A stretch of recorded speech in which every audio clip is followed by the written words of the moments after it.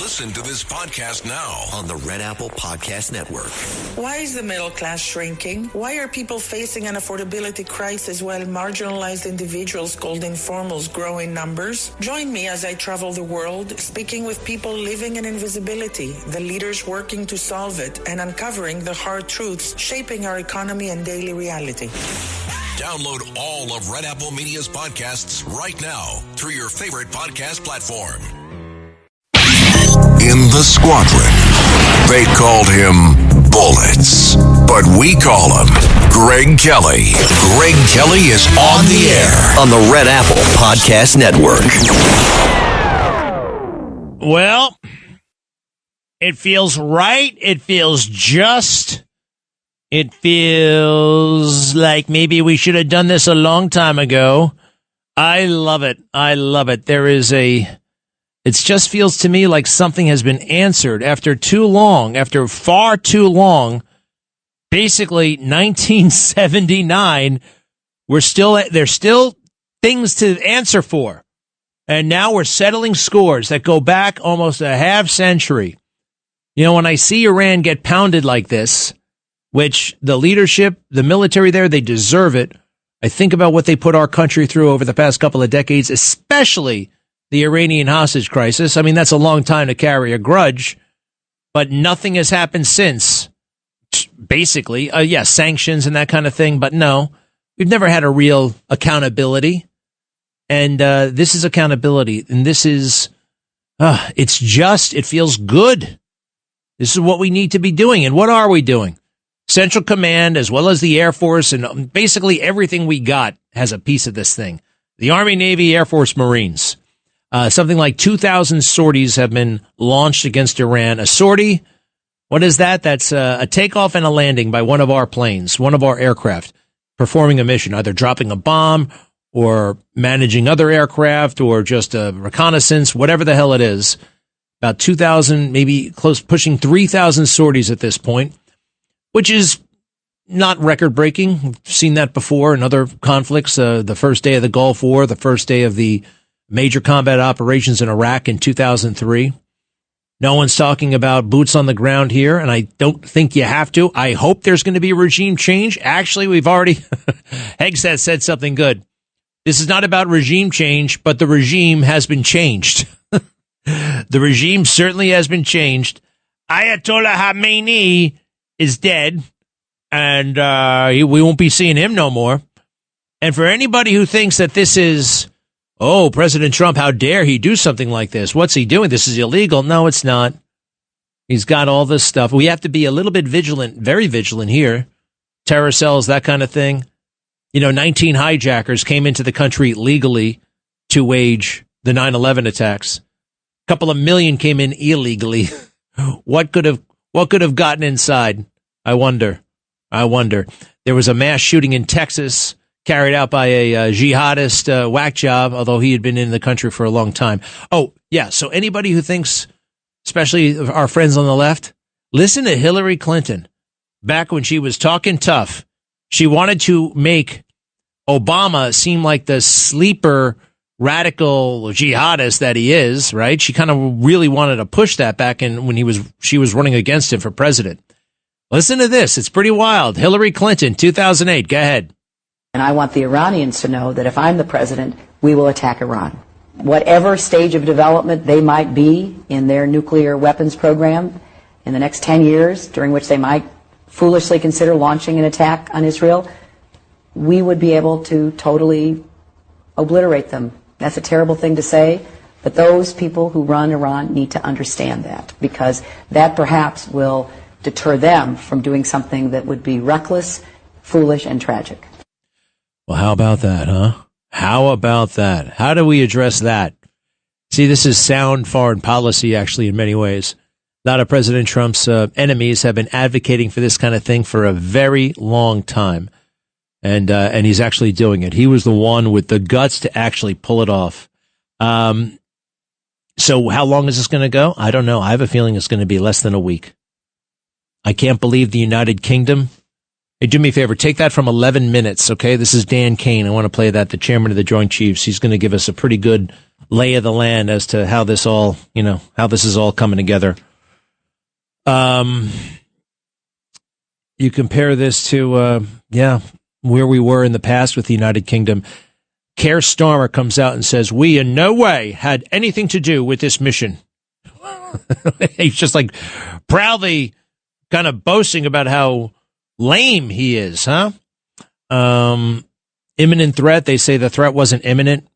For years I've been hearing that Iran is months away from a nuclear weapon.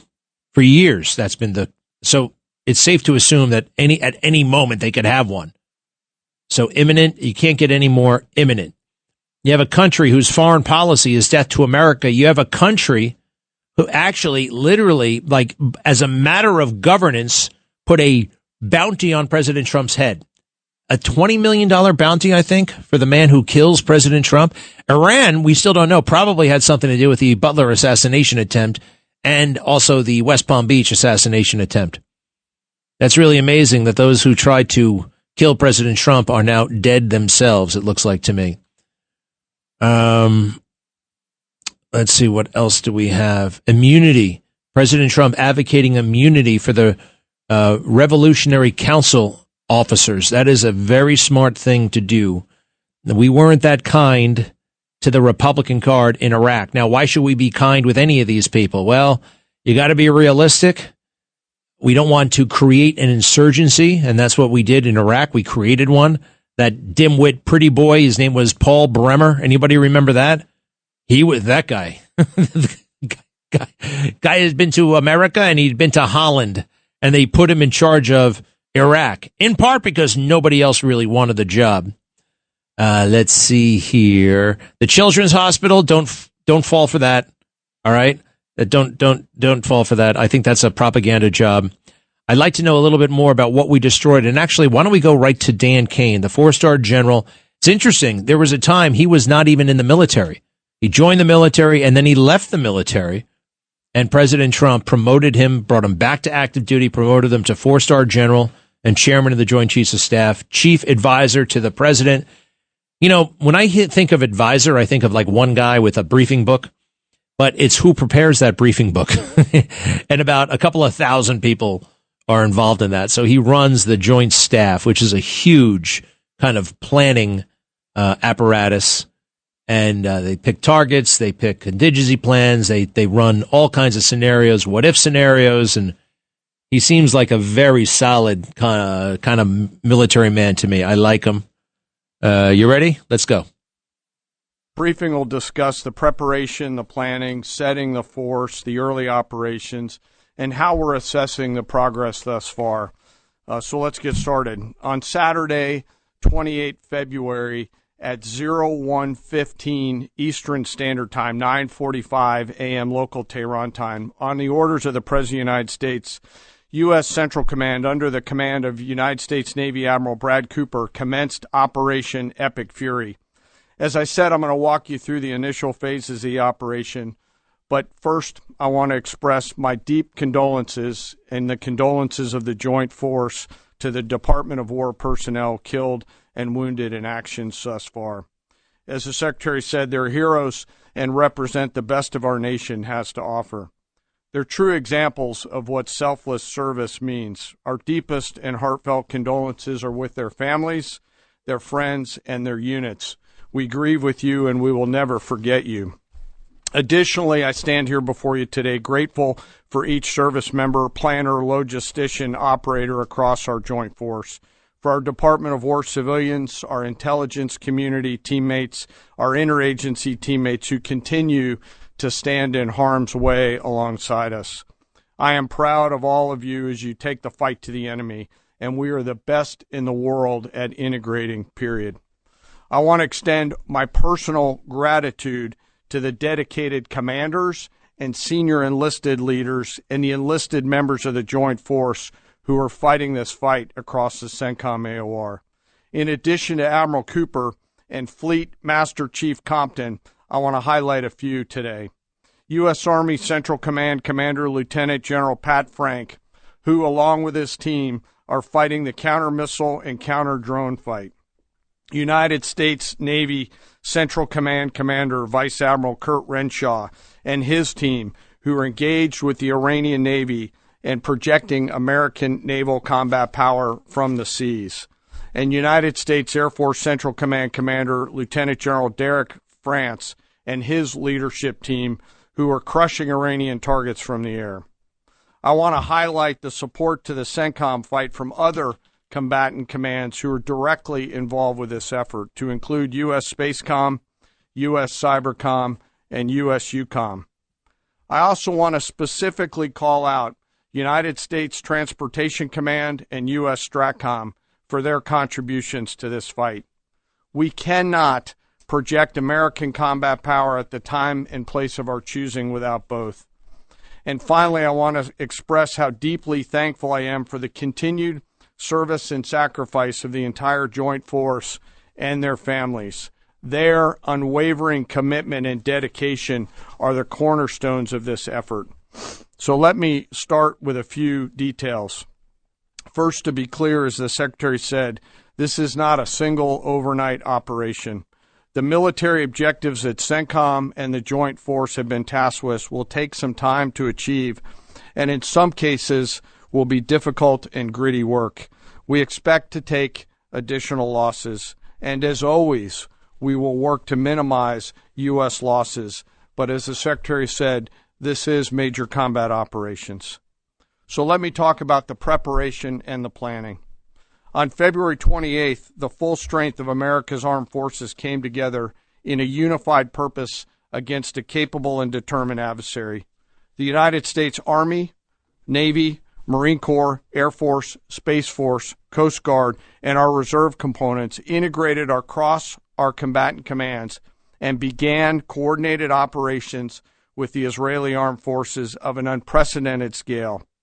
As the Secretary laid out, our military objectives are clear. Our mission is to protect and defend ourselves and, together with our regional partners, prevent Iran from the ability to project power outside of its borders, and be ready for follow-on actions as appropriate. Across every domain, land, air, sea, cyber, the U.S. Joint Force delivered synchronized and layered effects designed to disrupt, degrade, deny, and destroy Iran's ability to conduct and sustain combat operations. On the U.S. side, this marked the culmination of months and in some cases years of deliberate planning and refinement against this particular target set. From precision strikes against key military infrastructure to persistent intelligence and targeting integration to the close coordination of the components across vast distances, this operation again demonstrated America's reach, readiness, and professionalism, and that of our joint united force. It was historic not only in the operational scope, but in the level of joint integration displayed across every element of the joint force. And as I said earlier, this work is just beginning and will continue. So now to talk a little bit about setting the force and setting the theater. On the order of the Secretary of War over the last 30 days to reinforce deterrence and provide the President with credible options should action be required, the Joint Force began to systematically reposition assets and personnel across the region. These movements ensured that U.S. forces remained postured, protected, and ready to respond decisively for any emerging threat. This deployment included thousands of service members from all branches, hundreds of advanced 4th and 5th generation fighters, dozens of refueling tankers, the Lincoln and Ford Carrier Strike Group and their embarked air wings, sustained flow of munitions, fuel, supplies, all supported with command and control. All right, that's great. That's all great. We're going to find out more, but he's a military man. He speaks in a military way. At this point, there's another person. That's General Kane briefing the reporters. Here's me briefing my baby on what happened. Go ahead. Shoot us? What's that? Is he going to shoot us? Is what going to shoot us? The bullets that are coming. No, they're not going to hit us. Are the bullets going to shoot us? Because they're far away. Oh, is it in the Middle East? It's in the Middle East. Yes, very good. But why there's a Middle East here, and why is it in Australia? No, it's not in Australia. Oh, I know it is in Israel. Closer, yeah. You know what? She's not bad at the geographical part of it all, but so innocent. Are the bullets going to reach us? Oh boy, I said no, it's too far away. But you never know. They talk about these terror cells that they have in America. Be vigilant. We'll be right back. Rural Americans deserve access to the best of what our country has to offer, especially health care. Across every state, every community, America's rural hospitals are the first line of defense, protecting our families, neighbors, and loved ones. No matter where you live, hospital care doesn't clock out. They're there 24 hours a day, 7 days a week, 365 days a year. Each year, America's over 5,000 hospitals care for millions of patients, providing 24/7 emergency care, delivering babies, cancer treatments, and other life-saving care that patients rely on. Behind every one of those patients are doctors, nurses, and caregivers working tirelessly to keep people healthy and safe. Hospitals are our community's lifelines. They employ our neighbors and keep our families healthy. But now, some in Congress are threatening access to care. Tell Congress, protect patient care to keep America strong. Don't cut rural health care. Greg Kelly on the Red Apple Podcast Network. Hello. We are back. 800-8489-222. 800-8489-222. So we got to be on the lookout for lone wolf attacks.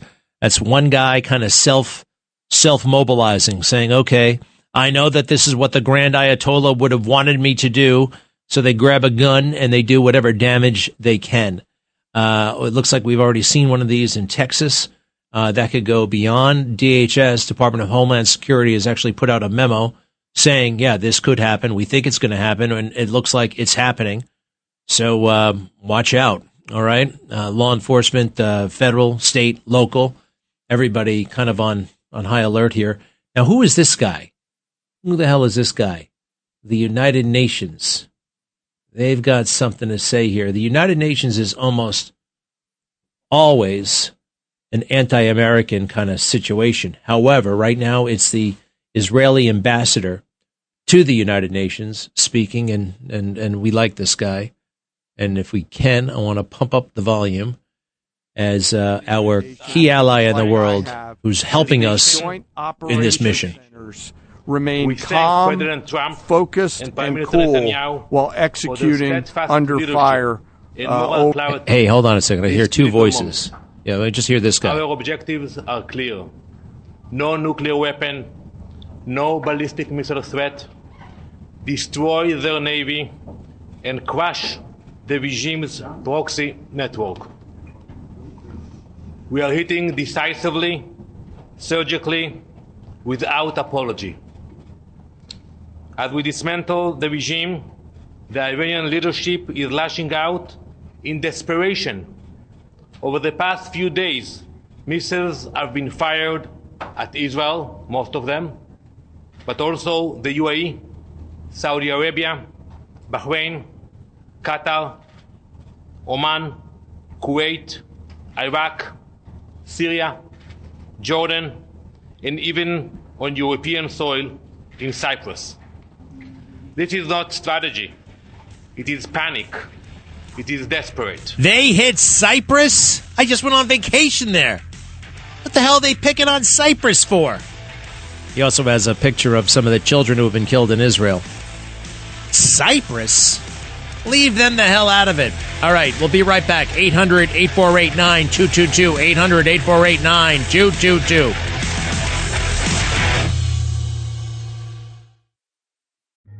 Instagram teen accounts have automatic protections for what teens see and who can contact them, plus time management tools.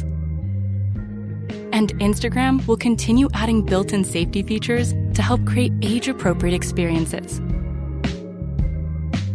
Learn more about teen accounts and Instagram's ongoing work to protect teens online at instagram.com/teenaccounts.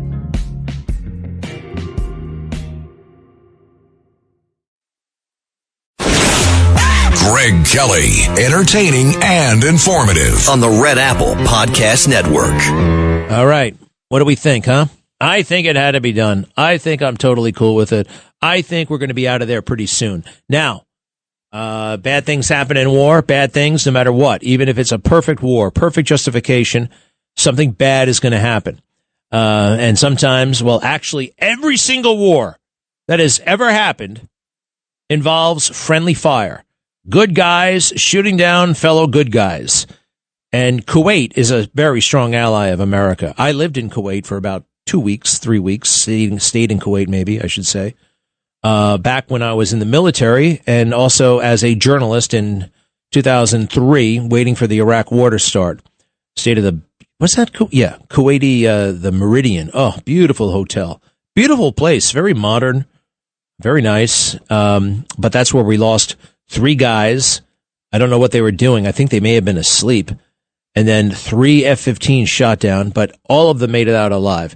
Now, I think we have, Carlos, if you don't mind, this footage of the F-15 being shot down. I'll kind of narrate it, but I'm hoping that we hear from one of the pilots at the end. Because one of the pilot, an American, these days you get shot down, and you're shot down in Kuwait, which is a very small country. There were people right there. And it looks like they start talking to the pilot. All right, let me see here. Let's just do this again. 3, 2, 1. Hit it, Carlos. There's a big plane coming down. Straight down. Boom.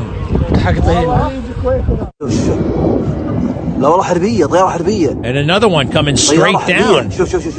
Straight out of the sky. Not flying into the ground, just crashing straight down.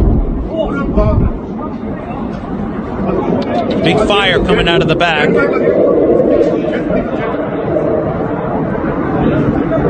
And they take a picture of the pilot. He's a ordinary-looking fellow. He's got a mustache.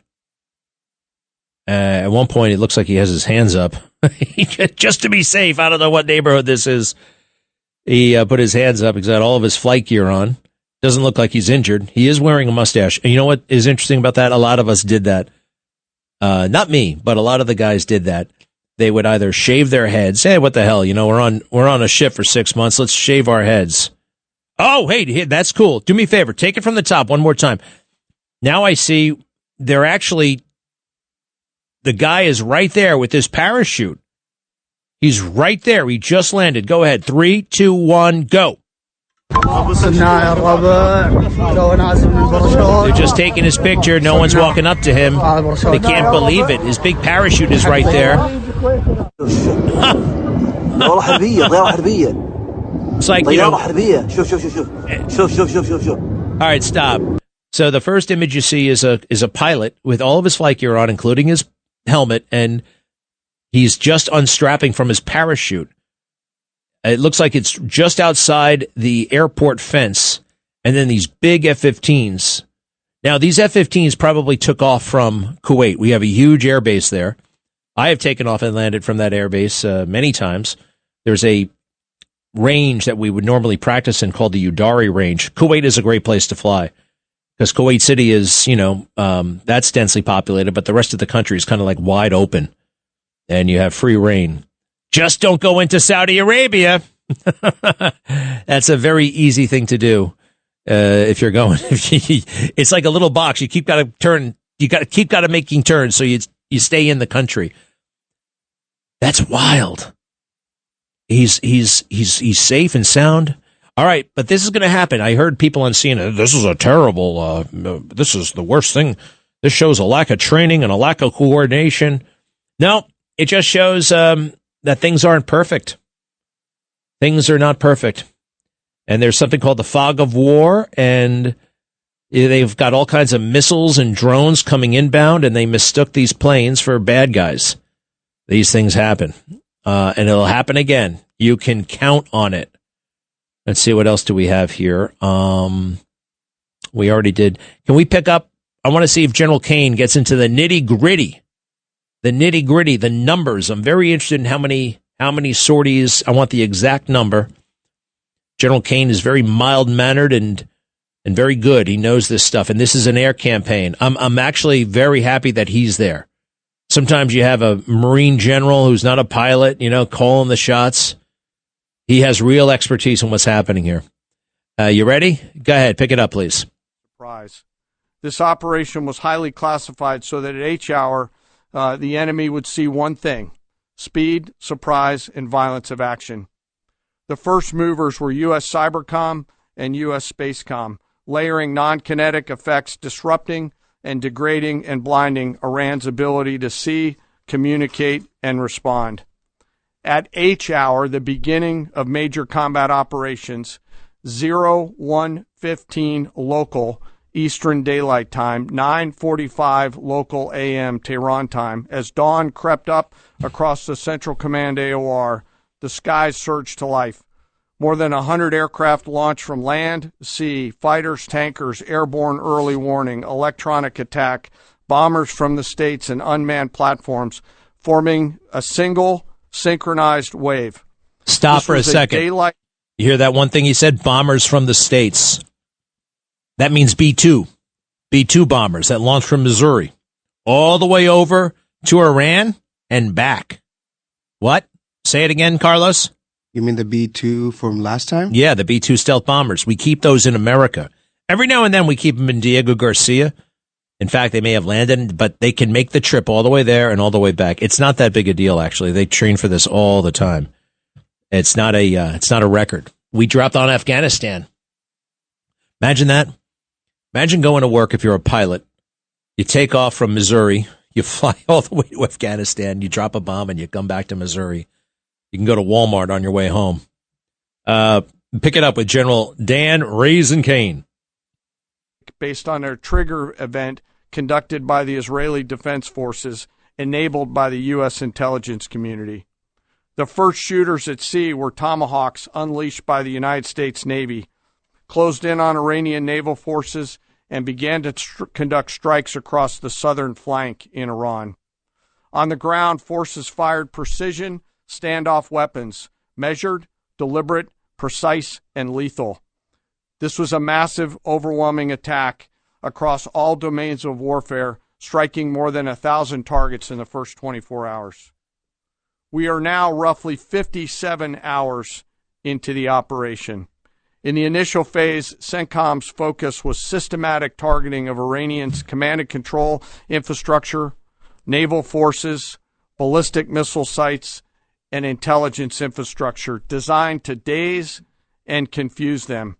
Coordinated space and cyber operations effectively disrupted communications and sensor networks across the area of responsibility, leaving the adversary without the ability to see, coordinate, or respond effectively. The combined impact of these strikes, swift, precise, and overwhelming, has resulted in the establishment of local air superiority. This air superiority will not only enhance the protection of our forces, but also allow them to continue the work over Iran. Over the course of the last 2 days, the Joint Force has launched hundreds of missions from land and sea and delivered tens of thousands of pieces of ordnance. The effort continues to scale.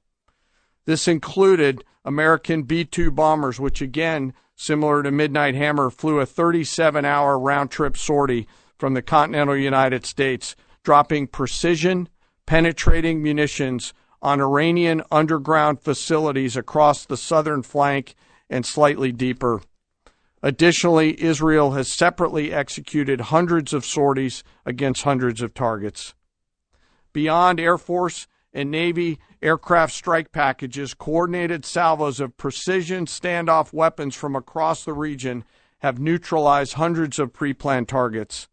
As I mentioned earlier, in support of these kinetic operations, U.S. Cybercom and Spacecom have continuously layered effects to disrupt, disorient, and confuse the enemy. All right, hold on a second. They always speak kinetic operations. That just means combat, basically. It's a euphemistic way of saying movement, right? Kinetic means, we're moving planes, we're moving tanks, we're moving missiles, we're moving stuff. Kinetic. I just love that. We're in the kinetic phase. Prior to the kinetic phase, however, we had shaping operations conducted by our our partners in strategic and cyber command, and which is true. It's just, and look, these guys are pros, and you just don't talk in a, we're not a bunch of construction workers. Yeah, we sent them an email with the virus. No, you conduct cyber operations, and that's what happened here. Hey, this is kind of interesting, Carlos, if you don't mind. A woman, a female pilot. It doesn't. I don't even know if I don't even care. But this is another video sequence. Some guy in Kuwait approaches an American pilot on the ground who just ejected from an F-15 aircraft that was shot down by Kuwaiti forces. They got confused and they shot down the good guys. It's amazing. 3 airplanes, 3 F-15 jets, which is an amazing aircraft. It's been around for 50 years, by the way. It's super, super fast. It's a great fighter jet. It has 1 pilot and 1 WIZO, weapons officer. Sometimes they call them WIZOs. Sometimes they call them NFOs. Sometimes they call them, what's the S? Anyway, hit it. All right. Hit it. You're fine? Really?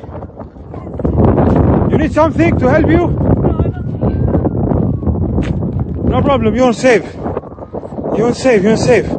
Everything good? No problem. Thank you for helping us. Everything perfect? You can't hear it, but he's approaching this pilot in flight gear, and the closer he gets, you can see it's a woman. She's standing up. Her parachute is by her side. She's got all of her flight gear on, and she's got a smile on her face. And yeah, I'm fine. She kind of motions with her hands. They're better than I was when I ejected. Tell you that. Couple of things. I ejected at a higher altitude, and something hit my head. I don't know what the hell it was, but something big hit my head. It might have been part of the canopy. It might have been something, and my helmet came off. My helmet blew off. So I had a pretty bad head injury, and I remember being very woozy when I was on the ground. Very, very woozy, and I didn't even know how I got there.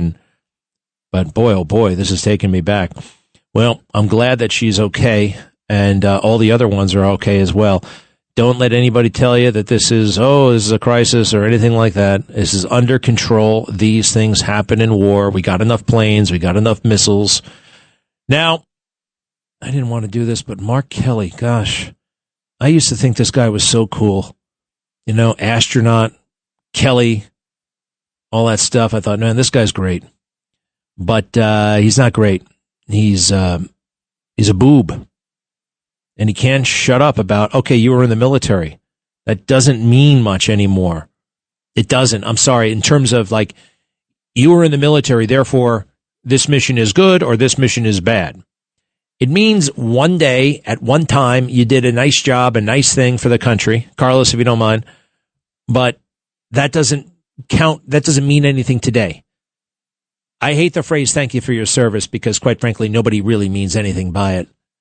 I actually heard people saying it rather sarcastically. What did they say? They just said, President Trump, thank you for your service, but please don't run again. I didn't like it when I heard it that way. So here is Mark Kelly. He desperately wants to be president, senator from Arizona, and here he goes. Hey, folks, this morning, the United States, while this administration launched a major attack on Iran, as I see this, hey, there's no real plan here. And often these things do not go the way people think they do, especially the people that don't serve in the military, like this president. You see what I mean? You see what I mean? The system isn't set up that way, pal. Civilian leadership. And too often we get narrow-minded responses from the military. We get ass-kissers in the military. We get a lot of bad things that we don't necessarily like, all right? We get some great things, but we get some not-so-good things, like from anybody. And just how about that? All right, so they're they're skeptical because it's Trump. Again, Hillary Clinton in 2008, when she was running against Barack Obama. What was her policy on Iran? And I want the Iranians to know that if I'm the president, we will attack Iran.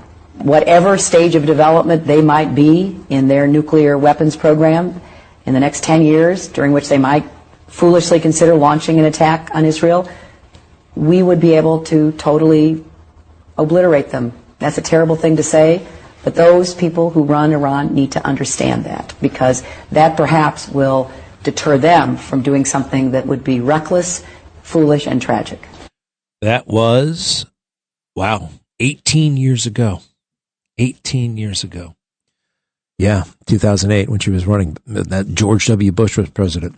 Experts say this flu season is the worst we've seen in years. Either way, you know how this goes. Every year, someone in my family gets sick, then everyone gets sick, and suddenly fighting to see a doctor or stuck waiting in a crowded urgent care. But not this year, because I am ready. I ordered a medical emergency kit, and it's been a lifesaver. My kit is stocked with essential prescription medications, antibiotics like a generic Z-Pak to help recover faster, amoxicillin for pneumonia, strep throat, ear infections, prescriptions for nausea, UTIs, and they have ivermectin in there as well.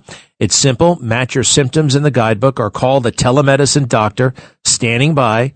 Start treatment early. Feel better faster. No waiting rooms, no pharmacy lines. I love my medical emergency kit. You should get one too. I got you $45 off when you use my code Greg. Just go to urgentcarekit.com/Greg, urgentcarekit.com/Greg, promo code Greg.